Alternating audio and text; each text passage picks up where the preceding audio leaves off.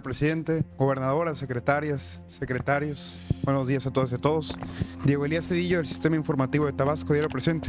Señor presidente, el día de hoy, en el transcurso del día de hoy, se van a dar a conocer las y los 9 coordinadores para la defensa de la Cuarta Transformación en los estados, en los diversos estados de la República. Le pregunto esto, presidente, en el marco que el día de ayer la senadora Lucy Mesa renunció a la bancada de Morena. En este tenor, señor presidente, me gustaría conocer su opinión sobre cuál sería el mensaje que le enviaría en general, tanto al pueblo de México como a las personas que están concursando. ¿Por qué? Porque al fin y al cabo, pues siempre cuando la encuesta no termina de favorecer a alguien, puede llegar a haber pues algún matiz de ruptura. Entonces, presidente, ¿cuál es el mensaje que usted envía para evitar este tipo de cosas ante todo este escenario que se va a venir en el transcurso del día de hoy? Gracias. Bueno, es un tema que tiene que ver con lo electoral y como hablábamos, estamos en esa situación, es temporada de aspirantes a candidatos, luego precandidatos, candidatos, campañas. Lo que se tiene que pensar es que la gente, más ahora que hay más conciencia, más politización, pues se va a fijar en 3 cosas. Primero, en el programa. Yo creo que eso es muy importante, porque si el programa no contempla beneficiar al pueblo, el programa que postula un candidato o el partido que lo está postulando, esto que estamos hablando de, ¿ustedes creen que los del PAN están muy a gusto, satisfechos con el apoyo a los adultos mayores? Si de ellos dependiera, bueno, ya puse el ejemplo, me hubiesen quitado, que esa mentalidad conservadora los lleva a pensar que eso es paternalismo, eso es populismo. Fox, cuando yo inicié este programa, siendo jefe de gobierno en la Ciudad de México, salió a declarar, yo no digo mentiras, de que estaba mal que se apoyara a los adultos mayores, que había que ponerlos a trabajar,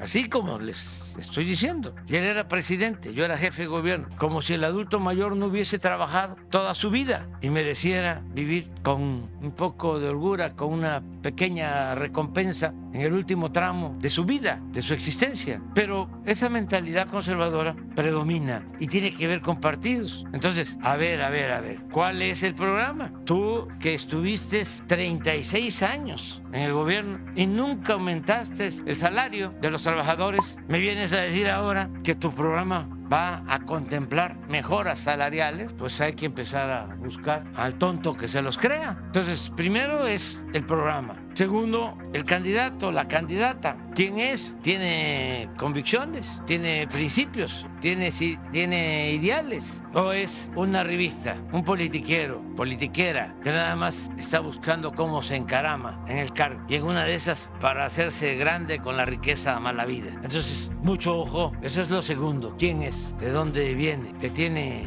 respeto y amor al pueblo? Son de esos que nada más van a campaña, la abrazan, saludan, ya no vuelven a visitar a la gente ni a hacer nada por la gente, nada. Nunca tienen tiempo para escuchar a la gente, ya una vez que tienen el cargo. Eso es lo segundo. Y lo tercero es, ¿qué partido? ¿De dónde viene el partido? ¿Cómo surgió el partido? Que si volvemos al caso del PAN, pues nació en 1939 durante el gobierno del general Cárdenas para oponerse a la política popular y patriótica del general Cárdenas. Y eso muchos no lo saben, pero crearon ese partido porque estaban en contra de la política del reparto agrario que llevó a cabo el general Cárdenas en el Valle de Mexicali. Si hay ejidatarios, pues yo creo que no saben muchos que el PAN surgió en contra del ejido. Y hay que decirles, nada más informar, es que por eso se imponen. Hay que informarles también que el PAN surgió en contra de la educación pública, decirlo para que los maestros pues tengan esos antecedentes, que el PAN se opone, porque todavía hasta ahora, a los libros de texto gratuito. Pues hay que informar también que se opusieron a que se recuperara el petróleo que estaba en manos de extranjeros. Entonces, recapitular, programa, candidato o candidata y partido. Que la gente tenga la información y decida libremente y nada de manipulación. Ya ven cómo quieren inflar con la publicidad a candidatos. ¿Cuánto nos ha costado eso? ¿Cuánto daño han causado con la publicidad? Engañando. Introducen a un candidato al mercado como si se tratara de introducir un producto chatarra, un detergente, un maestro limpio, o un alimento de esos que hasta dañan la salud, pero como es mucha publicidad, así los encumbran para engañar a la gente. Afortunadamente ya eso ya no funciona, porque el pueblo es mucha pieza, ya hay mucha politización. El pueblo de México es de los pueblos más conscientes. En el mundo es donde hay menos analfabetismo político del mundo. Yo con todo respeto les digo que se hace una encuesta en Estados Unidos, que son nuestros vecinos, nuestros hermanos, pero como hay mucha manipulación en Estados Unidos de los medios, de los más famosos, New York Times, Washington Post y las grandes cadenas de televisión, pero se hace una encuesta, que se han hecho levantamientos, se le pregunta a la gente, ¿crees? Le dicen a la gente en Estados Unidos que los migrantes son los que traen la droga a Estados Unidos, y de acuerdo a los partidos, ¿no? Pero de un partido contestan sí, 75%, del otro partido 50% sí. De aquí que estamos en la zona fronteriza que ustedes conocen, para eso van los migrantes a Estados Unidos, van a trabajar, van a buscarse la vida, no van todos los que pasan, llevan droga, pero esa es la creencia, porque en los medios están dale y dale y dale con lo mismo. Y ya conocemos la técnica hitleriana de Goebbels, de que una mentira que se repite muchas veces puede convertirse en verdad. Eso no pasa en México. Por eso el pueblo de México es mucha pieza, no se deja manipular, y ahora menos. Antes podían engañar porque tenían control casi absoluto de los medios de información, de manipulación, cerrado completamente. Nada más daban a conocer lo que les convenía. Ahora no, ahora cada ciudadano es un medio de comunicación, porque existen las redes sociales y todos participan, se enteran, hay debate, hay comunicación. Es decir, hay mensajes de ida y vuelta. Esa es la comunicación. Antes no, era nada más lo que querían sembrar. Entonces sí vamos avanzando, y yo creo que todo va a salir muy bien en todos los partidos, y hay que tenerle pues confianza a la gente, porque también eso es importante. Antes, ¿cómo se elegía? El dedazo. Si hubiese sido por el dedazo, no estaría aquí ella no sería gobernadora. Bueno, ni yo tampoco, presidente. Antes había una fórmula que se echó a andar desde la época de Porfirio Díaz. Luego se le atribuye a don Adolfo Ruiz Cortines, pero no, el creador fue Porfirio Díaz, según la cual el presidente ponía a los gobernadores, a los diputados federales y a los senadores. Y los gobernadores hacían lo propio. A ellos les tocaba los presidentes municipales y los diputados locales. Se llegó a decir, soy senador porque así lo dispuso el señor presidente. El pueblo ausente, no existía. Era el dedazo, el destape, la cargada, el besamanos, etcétera, etcétera, etcétera. Ya eso ya se terminó. Ahora a ver, en el caso de algunos partidos se hacen encuestas a ver quién está mejor, y es la gente la que decide, y el que se inconforma pues también tiene derecho, ¿no?, a protestar. Somos libres, y hay varios partidos, y hay unos que pues no tienen mucho personal. Antes se decían cosas que ya no puedo repetir, pero no tienen, no, se hacen notas y se sabe hasta en el Vaticano,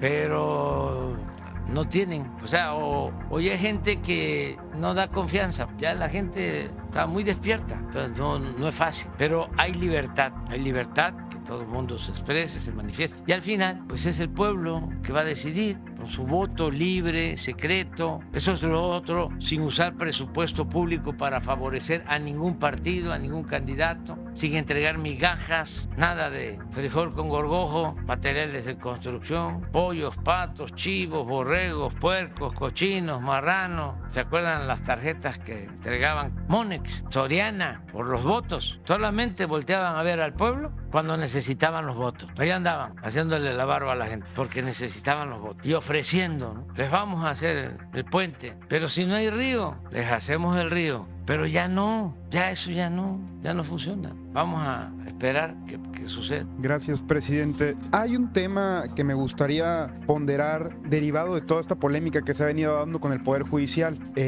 Puntualmente, el tema de la respuesta en cuanto a los juicios de amparo y acciones de inconstitucionalidad, que aquí las abogadas no me dejarán mentir. Es un punto que en el transcurso del debate para el presupuesto de egresos, una paisana baja californiana, la diputada Julieta Ramírez, lo expuso. Se me hace muy interesante y me gustaría conocer su punto de vista. Le pongo un ejemplo. Lo que ocurre con el empresario Ricardo Salinas Pliego en cuanto a la deuda que se tiene con el SAT, o el presunto adeudo que se tiene de 25,000 millones de pesos, fue, se da el juicio de amparo, etcétera, y el ministro Luis María Aguilar lo acepta. ¿Qué ocurre aquí, presidente? Como no hay un término para la respuesta por parte del Poder Judicial a los juicios de amparo o acciones de inconstitucionalidad, el Poder Judicial puede extender todo este tipo de juicios. Entonces, presidente, en el marco de la reforma judicial que usted ha venido planteando, preguntarle si sería prudente o si estaría usted de acuerdo incluir unos términos en cuanto a la respuesta en los juicios de amparo, en las acciones de inconstitucionalidad, y también, presidente, saber si una vez que ya se tenga el nuevo Congreso, como usted lo ha venido planteando, se presentará una reforma al Poder Judicial antes de que termine su sexenio, o planea usted hacerlo en enero. ¿Sería en enero o en noviembre? Gracias, presidente. Sí, hay que hacer una reforma al Poder Judicial, porque como es de dominio público no está bien.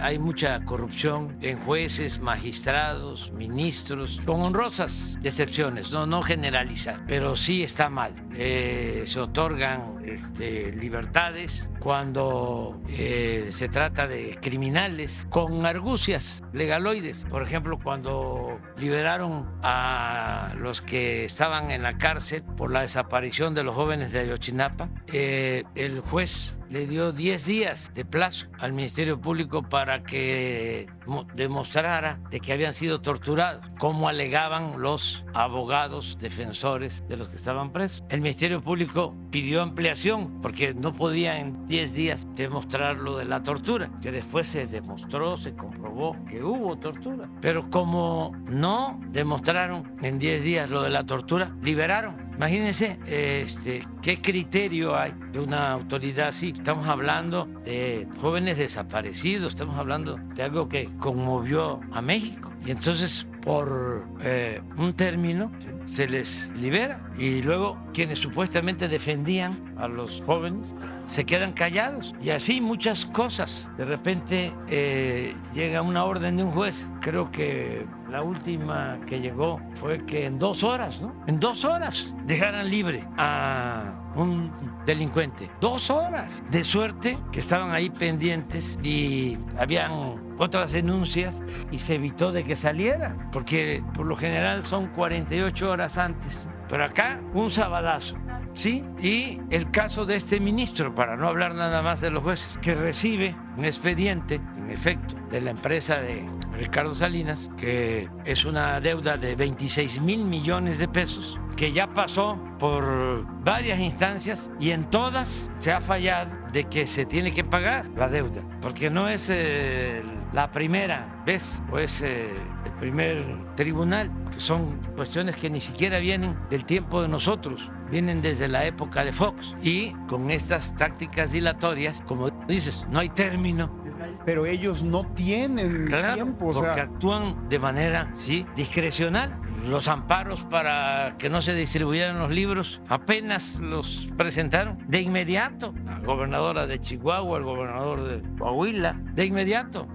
Entonces, sí hay que resolver esto, porque como se denunció, tuvieron que sacar el expediente de la gaveta, lo presentaron en la Corte con otros ministros y el señor ministro, defensor del expediente, votó a favor de que se resolviera en la Corte y el resto de los ministros votaron en contra, y tuvieron que regresar el expediente a los tribunales, que son los que van a resolver, pero también lo mismo. Qué bueno que te acuerdas de eso, que lo planteas, porque yo voy a estar insistiendo, porque quiero que resuelvan en un sentido o en otro, ya me faltan 10 meses, ni modo que se lleven más de 10 meses para resolver, ya es la última instancia, lo pueden resolver antes de que finalice el año y ya todo es legal, lo que ellos se resuelvan en todas las instancias ha habido ya una resolución. Entonces vamos a ver esta última instancia qué pasa. Y no es ningún pleito, es que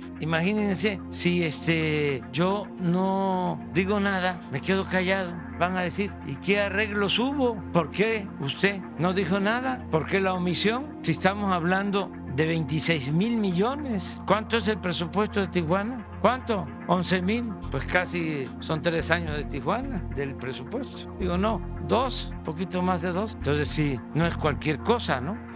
Y no es para pelearnos, es nada más. Y para que no haya privilegios, porque todos los mexicanos pagamos impuestos, unos más, otros menos, hasta la gente más humilde. Cuando compra una mercancía, ahí va incluido un impuesto. Una de las grandes injusticias que se cometían era precisamente el que los de mero arriba no pagaban. Piensen ustedes en la empresa más importante, más famosa, en el banco más famoso, pues no pagaba. Y todavía se atrevían a decir a través de sus voceros, de sus intelectuales a sueldo, de que el problema fiscal de México era de que los ambulantes no pagaban impuestos y que la economía informal no estaba en los padrones, en los listados de contribuyentes, no pagaban nada y que ese era el problema principal. No, el problema principal es que los de arriba pues no pagaban. ¿Cuánto hemos nosotros cobrado que antes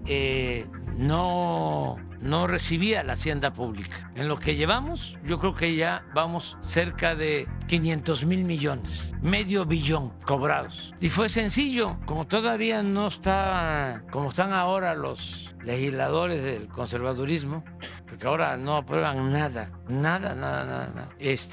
Hicimos una reforma al artículo 28 constitucional para establecer que quedaba prohibida la condonación de impuestos, porque era legal. Una empresa presentaba sus documentos, hacía su solicitud y el presidente autorizaba que se les condonara el impuesto. Esto no lo sabía la gente. Entonces estamos hablando de condonaciones de miles de millones. Entonces todo eso pues ya se ha ido corrigiendo poco a poco y eso nos ayuda mucho a no endeudarnos, a no aumentar los impuestos, a que no haya gasolinazos, porque el presupuesto alcanza. Es buena la recaudación. Ayer me entregaron el informe a ver si está la recaudación. Estamos arriba de lo del año pasado. Tenemos, a pesar de la inflación, debemos de estar como 1.5% arriba en términos reales. El impuesto sobre la renta, estamos como 10 puntos arriba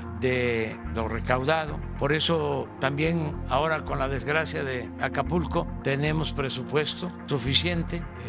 Ya llevamos como 230,000 hogares censados en Acapulco y en todos los hogares que hubieron daños en vivienda, a todos se les va a apoyar, no con crédito. Si perdieron su vivienda, van a tener los recursos para hacer su vivienda. Si se requiere repararla, sus recursos para la reparación. Y todos sus enseres, o los principales, refrigerador, estufa, licuadora, sartenes, colchón, refrigerador, sí, a 250,000. Tan es así que no tiene la industria nacional, con dinero de nosotros, con dinero propio. Nada más en vivienda estamos calculando como 15,000 millones y los electrodomésticos también otra cantidad importante. Y ya se decidió entregar 3 millones de canastas con 24 productos durante 3 meses. O sea, son 250,000 hogares su canasta semanal. Y ya estamos